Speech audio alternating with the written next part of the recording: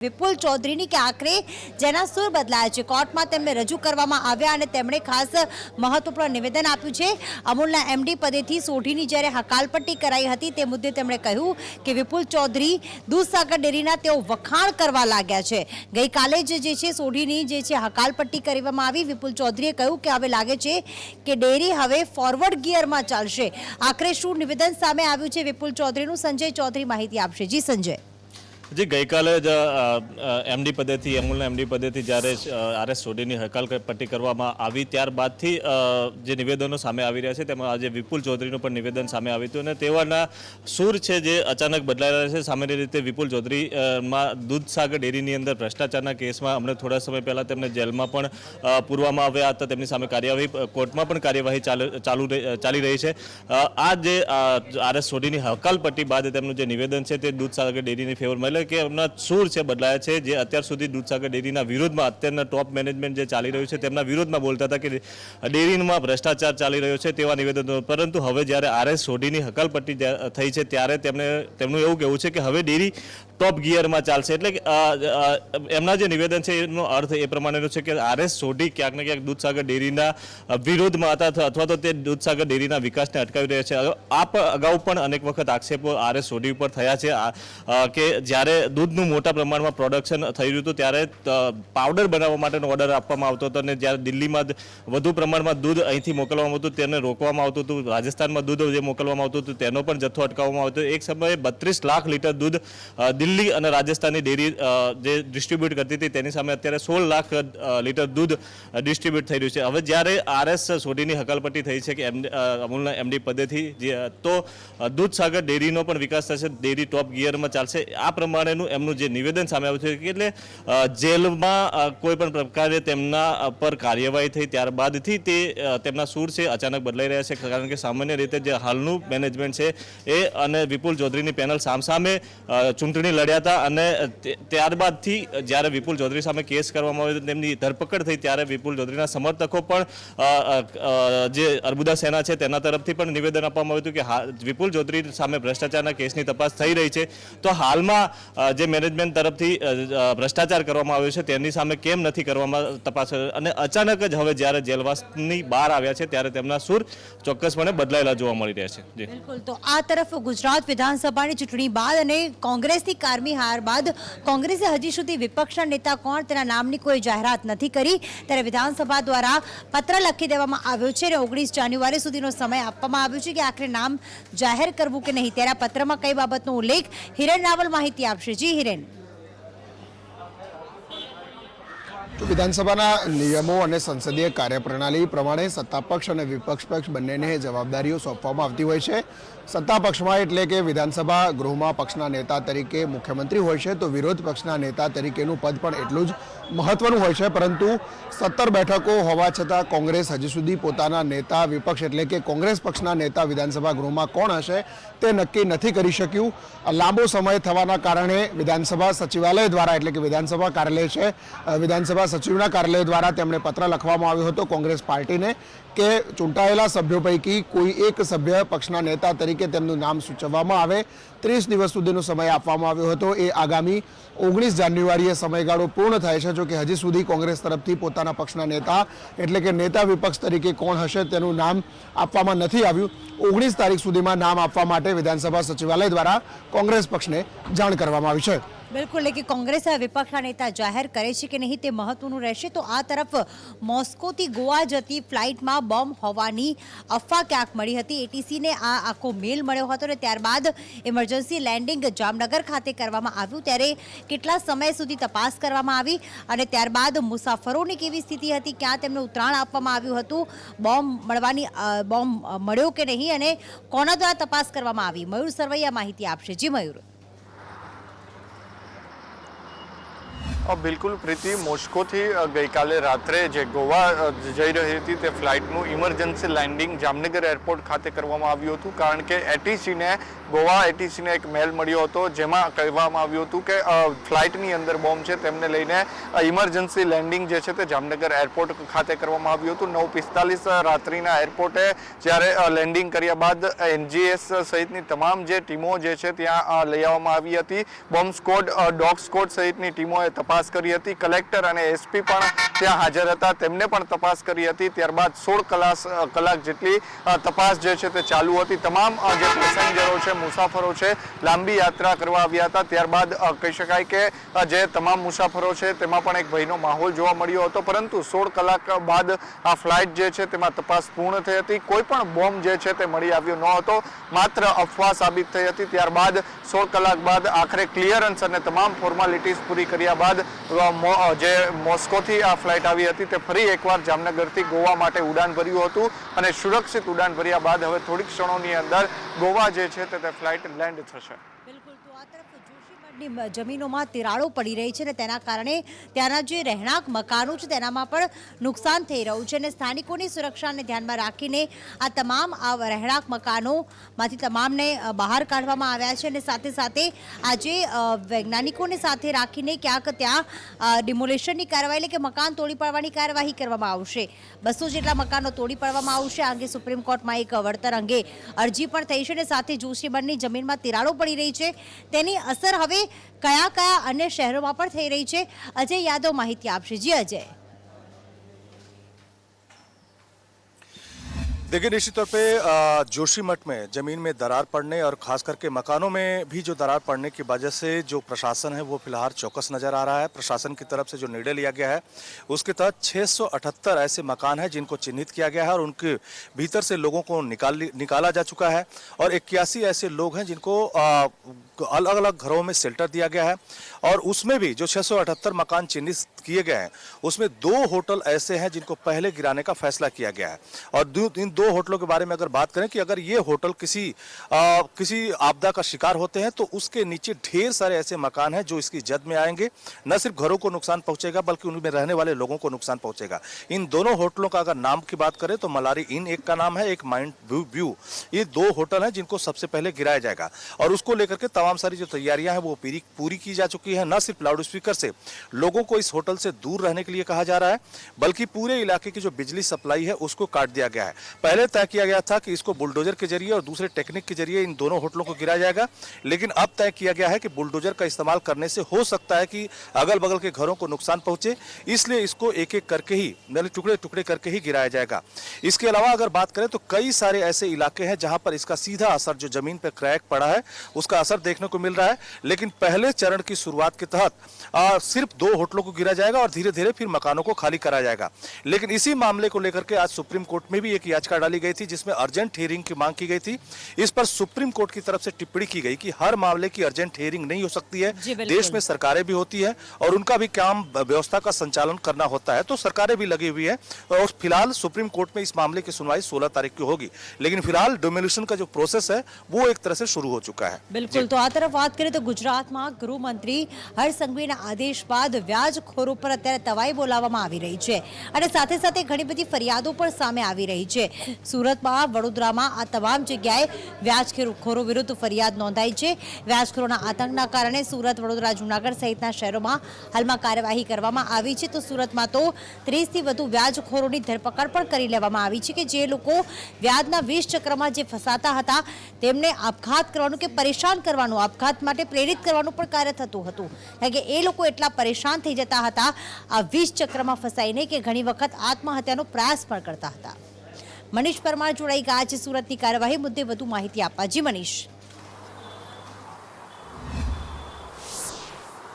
જી બિલકુલ પ્રીતિ, વાત કરીએ તો ગૃહમંત્રી હર્ષ સંઘવીએ થોડા દિવસ અગાઉ જણાવ્યું હતું કે સરકારના જે પહેલા જે 100 દિવસ હોય તેમાં મહત્વપૂર્ણ જે કોઈ કામ હોય તો છે કે વ્યાજખોરીને ડામવા માટે, બસ આ વ્યાજખોરીને ડામવા માટે તમામ પોલીસ સ્ટેશનો ગુજરાતભરમાં જે આદેશ આપી દીધા હતા અને જે લોહી ચૂસવાનું કામો કરે છે, ઊંચા વ્યાજ લેવાનું કામો કરે છે, લોકોની મિલકત જપ્તી કરે છે, આ તમામ વિરુદ્ધમાં કાર્યવાહી કરવાના આદેશ આપ્યા હતા. ત્યારે સુરત શહેરમાં પણ સુરત પોલીસે આ ભાગરૂપે કાર્યવાહી કરી હતી અને આજ રોજ કહેવાય કે 30થી વધુ ખાલી માત્ર ને માત્ર એક જ ઝોનમાં જે વ્યાજખોરોની ધરપકડ કરવામાં આવી હતી. પોલીસે ગત રોજ 49 જેટલા વ્યાજખોરોની ધરપકડ કરી છે. અલગ અલગ ઝોનમાં કાર્યવાહી કરી છે. આ તમામ વિરુદ્ધમાં કાયદેસરની કાર્યવાહી હાથ ધરી છે અને તેમની પાસેથી કેટલીક ડાયરીઓ, મિલકતોના દસ્તાવેજો સાથે સાથે પ્રોમિસરી નોટ પણ ઝડપી પાડવામાં આવી છે. સુરત શહેર પોલીસ કમિશનર અજય કુમાર તોમરે જણાવ્યું હતું કે આ જે વ્યાજખોરો હોય છે તેને જામીન મળી જતા હોય છે, પણ આ જે જામીન મેળવ્યા બાદ પણ તેમની જે કહેવાય કે સ્પેશિયલ એક ટીમની રચના કરવામાં આવી છે અને આ વ્યાજખોરો વિરુદ્ધમાં કહેવાય તેમની પર સતત વોચ રાખશે. બીજી બાજુ વાત કરીએ તો શાપર વેરાવળમાંથી કહેવાય કે લાખો રૂપિયાનો દારૂ મળી આવ્યો છે. ટ્રકમાં જે કહેવાય કે ટ્રકના જે ચોરખાનું છે તેમાં ચોરખાનામાંથી દારૂ ઝડપી પાડ્યો છે. પોલીસે આ તમામ જે કહેવાય કે આ જે દારૂ છે તે ઝડપી પાડ્યો છે અને જે ટ્રક ડ્રાઈવર ફરાર થઈ ગયો છે તેમના વિરુદ્ધમાં કાયદેસરની કાર્યવાહી હાથ ધરી છે. બીજી બાજુ વાત કરીએ તો જે અન્ય જે જગ્યા છે તેમાં વાત કરીએ તો જૂનાગઢના કેશોદમાં એક વ્યાજખોરની ધરપકડ કરવામાં આવી છે. રવિ ટમટમિયા નામના જે વ્યાજખોરની ધરપકડ કરવામાં આવી છે તે 20% ઊંચા વ્યાજે લોકોને રૂપિયા આપતો હતો. યુવકે ફરિયાદ નોંધાવી હતી. એટલું જ નહીં પણ આ જે યુવક છે વ્યાજખોરના ચુંગલમાં ફસાયો હતો અને પોતાની જમીન પણ વેચી નાખી હતી. જી બિલકુલ, એટલે ક્યારે વ્યાજખોરોનો આતંક વધી રહ્યો છે તો આ તરફ તમે જ્યારે કોઈ શાળામાં જાઓ ને વિદ્યાર્થીઓ અભ્યાસ કરતા હોય ત્યારે અભ્યાસ કરાવનાર હોય છે શિક્ષક, પરંતુ ગુજરાતમાં એક એવી શાળા છે કે જ્યાં શિક્ષક નહીં પરંતુ સફાઈ કામદાર દ્વારા બાળકોને અભ્યાસ કરાવવામાં આવી રહ્યો છે. એક વિડીયો એવો વાયરલ થયો છે અને રાજકોટમાં સફાઈ કર્મચારી ભણાવતો હોય તેવો વિડીયો અહીંયા વાયરલ થઈ રહ્યો છે. રાજકોટની શાળા નંબર 68નો આ વિડીયો છે. શાળાના વાયરલ વિડીયો મુદ્દે પ્રિન્સિપલે સ્પષ્ટતા પણ આપી છે. તો ખાસ આ વિડીયો જ્યારે વાયરલ થયો છે ત્યારે વિડીયોમાં બાળકને ભણાવવા અંગે ખોટો દાવો કરવામાં આવ્યો છે તેવું પ્રિન્સિપાલે જણાવ્યું. મયુર સરવૈયા વધુ માહિતી સાથે જોડાઈ ગયા છે. જી મયુર. બિલકુલ પ્રીતિ, ગઈકાલે રાજકોટની સરકારી શાળા નંબર 68નો એક વિડીયો વાયરલ થયો હતો જેમાં સફાઈ કર્મી જે છે તે વિદ્યાર્થીઓને ભણાવતો હોય, અભ્યાસ કરાવતો હોય તે પ્રકારનો વિડીયો જે છે તે વાયરલ થયો હતો. ગઈકાલના વિડીયો વાયરલ થયા બાદ પ્રિન્સિપાલ જે છે તેમનું નિવેદન સામે આવ્યું છે. પ્રિન્સિપાલ દ્વારા જે આ વિડીયો જે છે તે ખોટો ગણવામાં આવી રહ્યો છે, આ દાવો જે કરવામાં આવી રહ્યો છે તે ખોટો હોય તેવું કહેવામાં આવી રહ્યું છે. ત્યારે સવાલ એ ઉઠી રહ્યો છે કે બાળકોને જ્યારે આ બાબતે પૂછવામાં આવ્યું ત્યારે શિક્ષક સ્કૂલે ન આવતા હોય અને સફાઈ કર્મી જ તેમને ભણાવતા હોય તેવું સામે આવ્યું છે. તેમજ બીજું એક વાત પણ જે કહી શકાય પ્રિન્સિપાલે કરી હતી કે ખોટી રીતે આ વિડીયો બનાવવામાં આવ્યો છે. પૈસાની જે લેતી દેતીના મામલે પણ તેમને દબાવવામાં આવી રહ્યા હોય ને આ ખોટી રીતે આ વિડીયો જે છે તે દર્શાવવામાં આવી રહ્યો છે. એટલે સવાલ એ થઈ રહ્યો છે કે ખરેખર આ વિડીયોમાં જે સફાઈ કર્મી ભણાવી રહ્યો છે અને બાળકો જે કહી રહ્યા છે કે શિક્ષક આવતો નથી, ત્યારે અનેક સવાલ જે છે તે આ સ્કૂલ ઉપર ઉઠી રહ્યા છે. બિલકુલ, તો કહેવાય ને કે ગુજરાતમાં દારૂબંધી છે પરંતુ છેલ્લા 2 દિવસથી દારૂ ઝડપી લેવાની કાર્યવાહી કરવામાં આવી રહી છે. આજે શાપર વેરાવળ રોડ પરથી 4600થી વધુ વિદેશી દારૂની બોટલ જે છે જપ્ત કરવામાં આવી છે. આખો ટ્રક ઝડપાયો છે. અગાઉ પણ આવી ઘટના પ્રકાશમાં આવી ચૂકી છે. વધુ અપડેટ સાથે પ્રતિક જોડાઈ ગયા છે. જી પ્રતિક. દારૂની ઘૂસણખોરી અટકાવવા માટે ગુજરાત પોલીસ હવે સતર્ક બની છે અને જે ચેકપોસ્ટ ઉપરથી દારૂની હેરફેર થતી હોય છે તેવી ચેકપોસ્ટ ઉપર પોલીસે ચેકિંગ વધાર્યું છે અને આ જ કારણથી ઉનાની ચેકપોસ્ટ જે હતી ત્યાં આગળથી એક યુવતી દારૂના જથ્થા સાથે ઝડપાઈ હતી. આ યુવતી જ્યારે ઝડપાઈ ત્યારે પહેલાં પત્રકાર હોવાનો ડર કર્યો હતો, ત્યારબાદ પોલીસે કડકાઈથી કામ લીધું. ત્યારે તેમની ગાડીનું ચેકિંગ કરતાં માલુમ પડ્યું કે બાળકો માટે જે ભોજન લઈ જવાતું તેના નીચે દારૂ સંતાડીને તે યુવતી તેની હેરાફેરી કરતી હતી. પોલીસે તેની સામે કાર્યવાહી કરી છે. સાથે જ જો વાત કરવામાં આવે તો શાપર વેરાવળ રોડ ઉપરથી એક ટ્રક ભરેલો દારૂનો જથ્થો ઝડપાયો છે, જેને લઈને પોલીસે કાયદેસરની કાર્યવાહી કરવામાં આવી છે. મહત્વનું છે કે અગાઉ અનેક વખત એવા દાવા કરવામાં આવે છે કે ગુજરાતમાં દારૂબંધીનું ચુસ્તપણે પાલન થાય છે, પરંતુ અનેક વખત આ જ રીતે દારૂનો મોટો જથ્થો પકડાતો છે, જેને લઈને અનેક વખત પોલીસની કામગીરી ઉપર પણ સવાલ ઉઠી રહ્યા છે. બિલકુલ, દારૂનો જથ્થો ઝડપાયો છે. તો આ તરફ વાત કરીએ કે લોકો જીવના જોખમે ક્યાંક ફાટક ક્રોસ કરીને રસ્તો જે છે જઈ રહ્યા છે, એટલે કે રસ્તો પસાર કરી રહ્યા છે, કારણ કે એક બ્રિજ બંધ છે. લોકોને તકલીફોનો સામનો કરવો પડી રહ્યો છે અને અમદાવાદનો એક એવો વિસ્તાર કે જ્યાં ફાટક પરથી લોકો પસાર થઈ રહ્યા છે અને ક્યાંક ક્રોસ કરી રહ્યા છે. જીવના જોખમે આખી આ ઘટના બની રહી છે. છેલ્લા 5 વર્ષથી રાણીપ જે જીએસટી ફાટક છે તે બની રહ્યો છે અને તેના જ કારણે વિદ્યાર્થીઓ પરેશાન થઈ રહ્યા છે. જોઈ શકાય છે કે ટ્રેન જઈ રહી છે અને વિદ્યાર્થીઓ ફાટક ક્રોસ કરવાની રાહ જોઈ રહ્યા છે. બલોલ નગર પાસે ઓવરબ્રિજ બનતા જ જીએસટી અંડરગ્રાઉન્ડ ફાટક જે છે અંડરગ્રાઉન્ડ બનાવવાનું નક્કી કરવામાં આવ્યું હતું, પરંતુ અંડરબ્રિજ જે છે તે બની રહ્યો નથી અને તેના જ કારણે લોકો જે છે તે બ્રિજ જે રેલવે ક્રોસ લાઇન છે તેને પાર કરવા માટે મજબૂર બન્યા છે. જોઈ શકાય છે કે વિદ્યાર્થીઓ હાલમાં પરેશાન થઈ રહ્યા છે અને ક્યાંથી જવું તે સૌથી મોટો પ્રશ્ન છે. કયા ધોરણમાં ભણો છો? 9th standard. કેટલો ડર લાગે બેટા આ બધું ક્રોસ કરતા? બહુ ડર લાગે કારણ કે ક્યારે બી આવી શકે ખબર ના હોય. તકલીફ પડે છે. અંડર આપણે જે ઓવરબ્રિજ બનાવ્યો છે ને એ બી ખતરનાક છે. ગાડીઓ લઈ જતા પણ બીક લાગે, સ્લીપ ખાઈ જાય છે ગાડીઓ. અંડરબ્રિજ પણ કેટલા વર્ષોથી કામ ચાલે છે? લગભગ 3 વર્ષથી કામ ચાલુ જ છે. બહુ ડર લાગે પણ કરવું પડે કેમ કે અંડરગ્રાઉન્ડ અત્યારે સ્ટાર્ટ નહીં થયું ને એટલે. તમને ડર લાગે છે ક્રોસ કરતા? यस बट अब तो ये रेगुलर हो चुका है क्योंकि नीचे एक बार बना था तो वो भी सब खराब हो गया, बारिश आई, अब वापस से बना रहे, अब पता नहीं कैसा बनेगा, उसके ऊपर डिपेंड करता है वो तो जो बना रहा है. મારું જીવ અદ્ધર થઈ જાય છે કે આવી રીતે ક્રોસ કરીને આવીએ જઈએ અને અકસ્માત થાય તો અમારું પછી કોણ થાય, અને અમને બહુ જ તકલીફ પડે છે. જેથી જલ્દી જેટલું બને એટલું તમે લોકો કામ કરી આપો જેથી અમારે બધાને શાંતિ થાય. સમય સંજોગને બચાવવા માટે રેલવે ટ્રેક જો ઓરંગીને જતા હોય સ્કૂલ લેવલ અંડરબ્રિજ જીએસટી ફાટક છેલ્લા 4 વર્ષથી એ બંધ પડેલો છે અને તેનો સ્લો ગતિ સ્લો પોઈઝન કહીએ ને એવી રીતે આ કામ ચાલે છે સાહેબશ્રીને. એ કામ સંપૂર્ણ જલ્દીથી જલ્દી પૂર્ણ થાય તેવી અમારી રજૂઆત છે. તો જોઈએ તમને જે ચૂંટણી લાવી છે પબ્લિક એ પ્રમાણે આને ઝડપી આપણે અમારી રજૂઆત સાંભળવા નમ્ર વિનંતી કહું છું. તો અમદાવાદના રાણીપ વિસ્તારના લોકો છેલ્લા 4 વર્ષથી આ સમસ્યાથી પરેશાન થઈ રહ્યા છે, પરંતુ આખું અમદાવાદ આજે પરેશાન છે કારણ કે રોડ રસ્તા ખરાબ સ્થિતિમાં છે, અકસ્માત થઈ રહ્યા છે, લોકોના વાહનોને સાથે સાથે ખૂબ જ નુકસાન એમને શારીરિક રીતે પણ થઈ રહી છે. પરંતુ તંત્ર દ્વારા પહેલાં એવું કહેવામાં આવ્યું કે ચોમાસું પત્યા બાદ કામગીરી કરવામાં આવશે, ચૂંટણી પત્યા બાદ કામગીરી કરવામાં આવશે, પરંતુ એ બંને પૂર્ણ થઈ ગયું છે, પરંતુ હજી સુધી તંત્રની કામગીરીની શરૂઆત નથી થઈ. પેટના હાડજા મોંમાં બહાર આવી જાય એવી રીતના ખાડા છે મોટા મોટા. કોને કેવા જવાનું? 5 મિનિટના રસ્તામાં નીકળવું હોય તો 10 મિનિટ 15 મિનિટ થઈ વધારે લાગે બેન, વધારે લાગે. પડી જવાની બીક તો ખરી જ ને. આપણે તો યંગ છે, બુજુર્ગ માણસો તો પડી જ જવાનું છે. એ તો બહાર હાઈવે રોડ પર તો સારા છે પણ અહીંયા અંદરની સોસાયટીમાં સુધારવાની જરૂર છે. આખો વિસ્તાર છે અને કેટલા સમયથી આવા જ રોડ રસ્તા છે? ગોદરેજ ગાર્ડન સિટી છે અને એની આજુબાજુ થોડા છે રસ્તા એવા જેને જરૂર છે સુધારવાની. અમદાવાદ શહેર સ્માર્ટ છે તેવા દાવાઓ કરવામાં આવે છે, વાસ્તવિકતા પણ કંઈક અલગ જ હોય છે. કોર્ટમાં એફિડેવિટ રજૂ કરવામાં આવે છે, તેમાં કામગીરી ચાલુ છે. આ તમામ દાવાઓ છે અને અમદાવાદનો આ ગોદરેજ ગાર્ડન સિટી પાસેનો જે વિસ્તાર છે કે જ્યાં દ્રશ્યમાં પણ જોવા મળે છે કે લોકોએ અવરજવર કરવામાં કયા રસ્તેથી નીકળવું, કદાચ આ રસ્તો કહેવો કે મોટા ખાડા કહેવા, તેને લઈને પણ અનેક પ્રશ્નાર્થ છે તે જોવા મળે છે. લોકોએ વાહન ચાલકોને હાલાકીનો સામનો પારાવાર કરવાનો જ વારો આવે છે. ગોદરેજ ગાર્ડન સિટી પાસેના જે વિસ્તાર બનાવેલામાં છે ત્યાં પણ અત્યારે હાલ રસ્તાઓ છે કે કેમ તે કહેવું પણ કદાચ મુશ્કેલ છે. મોટા ભાગના વિસ્તારોમાં ખાડા જ ખાડા જોવા મળે છે અને રસ્તા જ ક્યાંક ગાયબ હોય એવા દ્રશ્ય હાલ સામે આવી રહ્યા છે. લોકોએ હાલાકીનો સામનો પારાવાર કરવો પડે છે ત્યારે પ્રજા હાલાકી ભોગવી રહી છે, પરંતુ તંત્ર દ્વારા આ રસ્તા ક્યારે બનાવવામાં આવશે તેને લઈને સવાલ ઉભા થઈ રહ્યા છે. કેમેરામેન પોખરાજ શર્મા સાથે દિવ્યા ચૌહાણ, સંદેશ ન્યૂઝ, અમદાવાદ. તો આ તરફ અમદાવાદ મ્યુનિસિપલ કોર્પોરેશનમાં નવા ભરાયેલા જે વિસ્તાર છે તેમાં રોડ રસ્તાની કામગીરી આખરે ક્યારે કરવામાં આવશે તે એક મોટો પ્રશ્ન છે. તો હાલ તો કામગીરી શરૂ કરવામાં આવી છે, પરંતુ કામગીરી સામે પણ અત્યાર સુધી ઘણા મોટા પ્રશ્નાર્થ ઊભા થઈ રહ્યા છે. કારણ કે રોડ બનતા પહેલા યુટિલિટી લાઇન પસાર કરવા પાઇપ નાખવામાં આવશે, પરંતુ અત્યાર સુધી આ કામગીરી આખરે શા માટે ન કરવામાં આવી તે એક મોટો પ્રશ્ન. પ્રશ્નમાં આપણે જે નવા રોડ બનાવીએ છીએ એમાં આપણે સાઈડમાં ડક તો આપણે નાખતા જ હતા.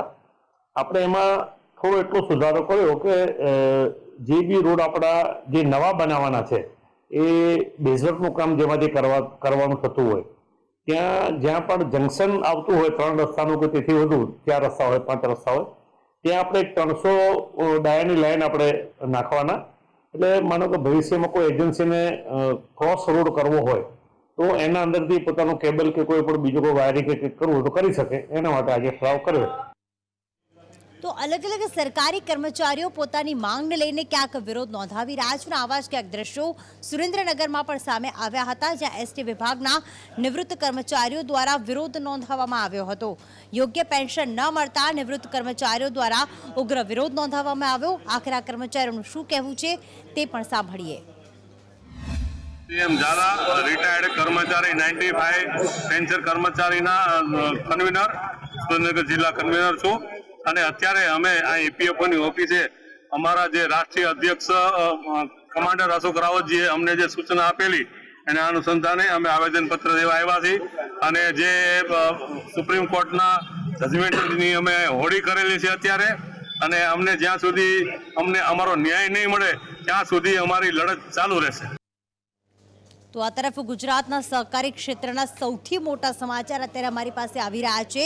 જાન્યુઆરી માસમાં જે છે એ GCMMFની ચૂંટણી યોજાવા જઈ રહી છે. ચેરમેન અને વાઇસ ચેરમેન પદ માટે આ ચૂંટણી યોજાશે. રાજ્યના ડેરી સંઘની આ ચૂંટણી જ્યારે યોજાવા જઈ રહી છે ત્યારે વધુ અપડેટ સાથે, કારણ કે કઈ તારીખે ચૂંટણી યોજાશે, નિકુલ પટેલ માહિતી આપશે. જી નિકુલ. જે બિલકુલ તે હાલમાં જ અમૂલના એમડી RS સોઢીનું જે છે તે રાજીનામું લઈ લેવામાં આવ્યું છે અને તેની સાથે જ હવે ચેરમેનની ટર્મ પણ જે છે તે પૂર્ણ થઈ રહ્યું છે. હાલમાં સાબર ડેરીના ચેરમેન શામર પટેલ GCMMFના જે ચેરમેન છે તે છે અને હાલ તેમનો કાર્યકાળ ચાલી રહ્યો છે, પરંતુ જાન્યુઆરી અંતમાં તેમનો કાર્યકાળ જે છે તે પૂર્ણ થશે અને ત્યારબાદ ચેરમેનને લઈને ફરી એકવાર જે છે તે ચૂંટણી યોજાવાની છે. ગુજરાત કોઓપરેટિવ મિલ્ક માર્કેટિંગ ફેડરેશનની આ ચૂંટણીની અંદર અનેક દાવેદારો જે છે તે સામે આવી શકે છે, પરંતુ જે જાન્યુઆરીના અંતિમ સુધીમાં જે છે તે નવા ચેરમેન છે તે GCMMFને મળશે, એટલે કે સહકારી ક્ષેત્રના સૌથી મોટા સમાચાર છે. કારણ કે જે પહેલા જે છે તે અમૂલના એમડીનું રાજીનામું લઈ લેવામાં આવ્યું ને હવે ચેરમેનની પણ જે છે તે બદલી કરવામાં આવશે, એટલે કે નવા ચેરમેન જે છે તે GCMMFને મળી શકે છે અને તેને લઈને ગુજરાતના જે મિલ્ક માર્કેટિંગ ફેડરેશન છે તેને નવા ચેરમેન મળશે, સાથે જ નવા સુધારા થાય તેવી પણ શક્યતાઓ છે. જમ્મુ કાશ્મીરના કુપવાડામાં બરફવર્ષા બાદ હવે ક્યાંક બરફ હટાવવાની કામગીરી થઈ રહી છે. તો ઉત્તર ભારતમાં કયા રાજ્યો એવા છે કે જ્યાં ઠંડીનો કહેર જોવા મળી રહ્યો છે, કેટલા સમયમાં ઠંડીમાં ઘટાડો આવી શકે છે, વધુ અપડેટ સાથે ઝંખના જોડાઈ ચૂક્યા છે. જી ઝંખના. પ્રીતિ, વાત કરીએ તો હાલ જે પ્રમાણે જમ્મુ કાશ્મીરના કુપવાડામાં બરફવર્ષા થઈ રહી છે અને જે બરફવર્ષા થઈ છે તેના કારણે જે ઠેર ઠેર બરફની ચાદરો છવાઈ ગઈ છે તેને બરફને હટાવવા માટેની કામગીરી અત્યારે હાથ ધરવામાં આવી રહી છે. સાથે જો વાત કરવામાં આવે તો ઠંડીનો પ્રકોપ એટલો બધો વધી ગયો છે કે તેની અસર ટ્રેન પર પણ થઈ રહી છે અને સાથે જ તેના કારણે ફ્લાઇટો રદ કરવામાં આવી રહી છે. લોકો પણ હવે ઠંડીથી ખૂબ જ ત્રસ્ત થઈ ગયા છે અને આગામી દિવસોમાં હવામાન વિભાગ દ્વારા આગાહી કરવામાં આવી છે. આગામી દિવસોમાં આ જે ઠંડી છે તેમાં ક્યાંક ને ક્યાંક ઘટાડો થવાની શક્યતા જોવામાં આવી રહી છે, પરંતુ વેસ્ટર્ન ડિસ્ટર્બન્સના કારણે તેને જે આ ઠંડી પડી રહી છે તેને લઈને લોકો અત્યારે પણ ખૂબ જ ત્રસ્ત થયા છે. પ્રીતિ, બિલકુલ. તો ગુજરાતમાં કેવી રહેશે ઠંડી, અમદાવાદમાં કેટલું તાપમાન રહેશે, ગુજરાતના અલગ અલગ જિલ્લામાં કેટલું તાપમાન રહેશે, કારણ કે અત્યારે તો ઠંડી ઘટી છે, આજે આવતીકાલે કેવું તાપમાન રહેશે અને ક્યારે થશે ઠંડીમાં વધારો, હવામાન વિભાગે આખરે શું કહ્યું, સાંભળીએ. पूरे गुजरात में अगले 5 दिन में वेदर मोस्टली ड्राई रहेगा, बारिश होने का कोई संभावना नहीं है.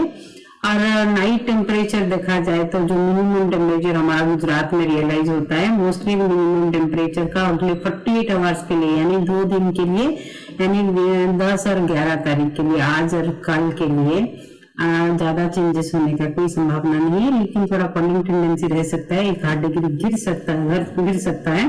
लेकिन 2 दिन का बाद यानी 13 तारीख का सुबह जो टेम्परेचर रियलाइज होगा, 13-14 तारीख तक टेम्परेचर फॉल होने का संभावना है 2 से 4 डिग्री. पूरे गुजरात में टेम्परेचर फॉल रहेगा. मोस्टली जैसे अहमदाबाद में अभी 14.5 डिग्री सेल्सियस है. अभी अगले 2 दिन का बाद जो सब्सिक्वेंट 48 आवर्स रहेगा उसमें से टेम्परेचर मोस्टली 10 और 11 डिग्री तक आने का संभावना है. और अहमदाबाद में, गांधीनगर में भी 10-11 डिग्री टेम्परेचर 48 आवर्स का बाद हो सकता है. તો અલગ અલગ જગ્યાએ પતંગ મહોત્સવની જ્યારે શરૂઆત કરવામાં આવી રહી છે, અમદાવાદમાં શરૂ થઈ ચૂક્યો છે, વડનગરમાં પણ પતંગ મહોત્સવની શરૂઆત અને હવે સ્ટેચ્યુ ઓફ યુનિટી ખાતે કાઇટ ફેસ્ટિવલની શરૂઆત કરવામાં આવી. દુનિયાની સૌથી ઊંચી પ્રતિમા સ્ટેચ્યુ ઓફ યુનિટી ખાતે પતંગ ઉત્સવની શરૂઆત થઈ ચૂકી છે. તમે તસવીરમાં જોઈ શકો છો કે આંતરરાષ્ટ્રીય પતંગ મહોત્સવની ઉજવણીના ભાગરૂપે દેશ વિદેશથી આવેલા પતંગબાજો જે છે એ પોતાની પતંગ ઉડાવી રહ્યા છે. ત્યારે આપણી સાથે કેટલાક વિદેશી જે પતંગબાજો છે એમની સાથે જ વાતચીત કરીશું ને એમને જ પૂછીશું કે એમનું શું કહેવું છું. Where are you from? Denmark. What is speciality your kites and what do you like the Statue of Liberty? The Statue of Liberty is so beautiful, and you really feel the importance of the man who's it's made of, like the important things he has done for India.